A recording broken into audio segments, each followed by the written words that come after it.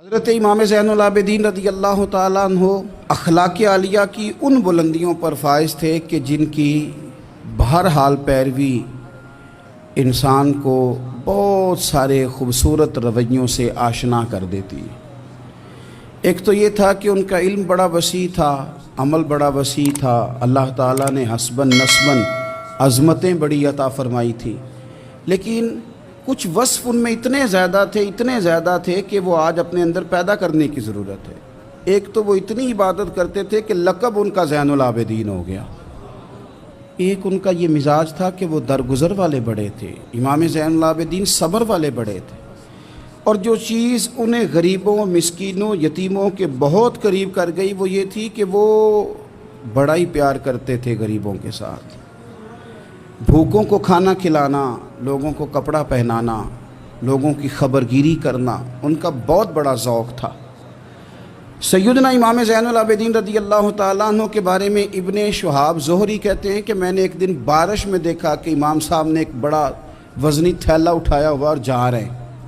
میرے ساتھ میرا غلام تھا، خادم تھا، ملازم تھا۔ میں نے کہا حضور اس کو دے دیں، یہ لے جاتا ہے۔ تو فرمانے لگے نہیں، میں خود ہی اٹھاؤں گا۔ میں نے کہا حضور مجھے دے دیں، پھر میں اٹھا لیتا ہوں، کہاں جانا ہے؟ فرمانے لگے میں نے سفر کرنا ہے، تو یہ زاد راہ ہے جو میں نے اٹھایا ہوا ہے، سفر کی ضرورت کا سامان ہے۔ کہتے میں سمجھا کہیں دور سفر پہ جا رہے ہیں، پر صبح نماز میں میری ملاقات ہو گئی تو میں نے کہا حضور آپ گئے نہیں، آپ تو رات سفر پہ جا رہے تھے۔ چپ کر گئے۔ میں نے دوبارہ پوچھا تو کہنے لگے زہری تو میری بات سمجھا نہیں، وہ میں نے تھیلا اٹھایا تھا، کسی غریب کی مدد کرنی تھی، میں وہ زادرہ اس لیے جمع کر رہا تھا کہ جب آخرت کے سفر پہ جاؤں گا تو میرے کام آئے گا۔ 100 گھر تھے مدینہ منورہ میں، 100 گھرانے جن کے گھر میں 3 وقت کا کھانا پہنچتا تھا، ان کے بچوں کے ان کے لیے کپڑے پہنچتے تھے، ضروریات کا سارا سامان پہنچتا تھا، لیکن ان 100 گھروں کو پتہ نہیں تھا کہاں سے آتا ہے، نہیں پتہ تھا۔ کوئی بیٹھا ہوا مجھے دور دعا دیتا ہے۔ اگر وہ لانے والے سے یا دے کے جانے والے سے کبھی پوچھتے کہ کس نے بھیجا ہے تو کہتے آگے سوال نہ کرنا، ایسا نہ ہو کہ دینے والا ناراض ہو جائے، بھیجنے والا آپ کی اس بات سے نالاں ہو جائے۔ یہ ہمیں حکم نہیں ہے، پہنچانے کا حکم ہے، بتانے کا نہیں۔ اور یہ کام ایک دن نہیں ہوا، یہ سالوں ہوتا رہا۔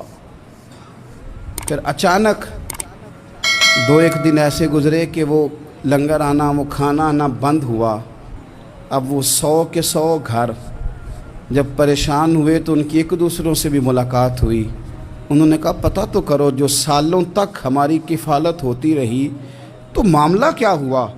جب لوگوں نے خبر گیری کی تو پتہ چلا جس دن سے امام زین العابدین کا وصال ہوا ہے اس دن سے یہ کھانا اور یہ لنگر ہمارے گھر آنا بند ہوا ہے۔